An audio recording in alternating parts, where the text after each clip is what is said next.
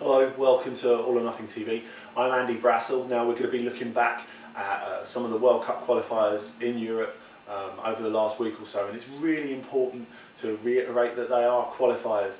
It's not how you get there with what sort of style and verb, but that you get there, because all the form, good or bad, will count for absolutely nothing when it comes to South Africa in June next year. Now, if we start with the world champions, Italy, Marcello Lippi, the coach, was very upset last night after the game with Cyprus. Some of the criticism, some of the booing and whistling that his team received from the fans in Parma. Of course, Italy went 2-0 down to Cyprus before rallying with Alberto Gilardino's late hat-trick. They'd already qualified with that draw against Ireland in Dublin at the weekend. But you can understand the anxiety of the Italian public to a certain extent. There's a lot of question marks over them, even if they are the reigning world champions. If you look at the reliance on a lot of 30-somethings in the squad, the likes of Cannavaro, Pirlo, Camoranesi, Fabio Grosso, players who really have been great servants for Italy, but a little past their best. Another veteran, Francesco Totti, has offered himself up. He's someone who's never really thrived in major tournaments, but he's offered to step into the gap, because the real problem is going forward. They may have scored 5 in the last 2 qualifiers, but overall they've not looked to find the right balance up front.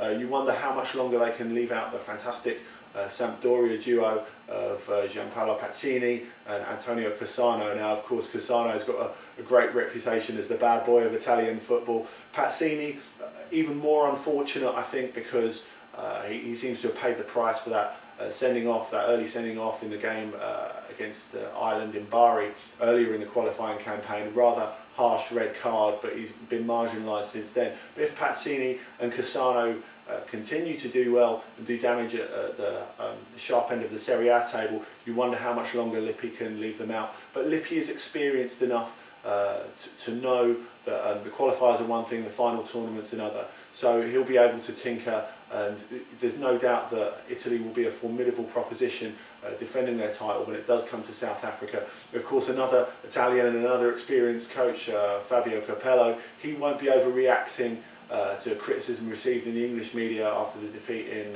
Ukraine at the weekend either. He knows that there are problems in the team, perhaps the reliance on Rooney, and certain doubts about the centre-back pairing at the moment, and especially the form of Rio Ferdinand.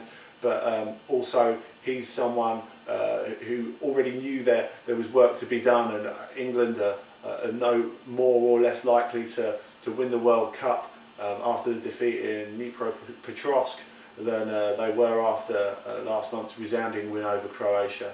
But elsewhere in the qualifiers, the football fans over the world are breathing a collective sigh of relief at the moment. I think anxiety's dissipated a little. Lots of talk about the fact that the 2 best players in the world, Cristiano Ronaldo and Lionel Messi, might not be making the World Cup. Well, now we know Messi's going to be there, injury notwithstanding, with Argentina having qualified with that win in Uruguay, and Cristiano Ronaldo's Portugal have sealed their place in the playoffs with successive wins over Hungary and Malta. But it's not so much that we're thinking about today in this neck of the woods, but another player who's definitely going to miss out. That's another great player who's going to miss out. Zlatan Ibrahimovic of Sweden, of course, his team being edged out by Ronaldo's Portugal. Now, this is always going to happen. Great players are always going to miss World Cups, and perhaps Zlatan won't be as mourned as Ronaldo would if he were to miss out. But I think that's a little unjust. Of course, he started the season fantastically well with Barcelona, and of course many naysayers saying, well, he's never scored in a Champions League knockout game. Well, he's certainly got the mentality for the big stage, as he showed. Who could forget his fantastic goal in Euro 2004, his back heel over Gianluigi Buffon that got Sweden a draw that progressed them at the expense of Italy out there in Portugal. But this is always the way. Great players will miss World Cups, but the tournament will survive. There'll be enough great players there. There'll be players that miss out through injury, of course.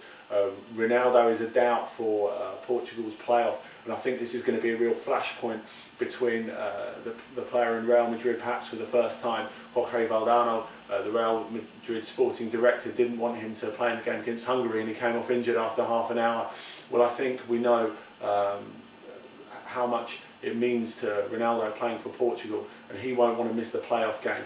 Real Madrid saying that he will. Well, I can tell you now that Ronaldo will be doing absolutely everything he can to get out there, so look out for a bit of friction there. But whatever should happen, great players who we expect to do something at the World Cup next year will probably miss out because of injury. We never know what fate's got round the corner, and stars will come from absolutely nowhere. Maybe someone like Lyon's Miralem Pjanic, who's been in great form so far this season, the 19-year-old, struggling to get into the Bosnia team at the moment because of course they're doing so well. They're another playoff contender, but whatever happens, I'm sure we're due a lot of great football there next year. Finally, I'd like to say, looking on the international scene, a get well soon to Charlie Davis of Sochaux in the USA, who of course was involved in that serious car crash. It looks like he might not make the World Cup, but hopefully either way he'll make a full recovery, and we're thinking of you, Charlie.